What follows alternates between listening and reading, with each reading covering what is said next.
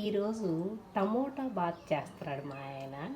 నేను చేసి చేసి చేసి బోరు కొడుతుందని ఆయనే చేయాలని ఈరోజు డిసైడ్ అయినాడండి. చూద్దాం ఎట్టా వస్తుందో ఈ టమోటా బాత్. ఇదిగోండి, వేడి వేడిగా పొడి పొడి పొడిగా అద్భుతంగా వచ్చిందని మా ఆయన ఫీలింగ్ అనమాట. అఫ్కోర్స్ బాగా వచ్చింది. రుచి ఎలా వచ్చిందనేది చూద్దాం. దీనికి రైతా కూడా చేశాడండి. రైతాలో ఎర్రగడ్డలు వెరైటీ అనమాట.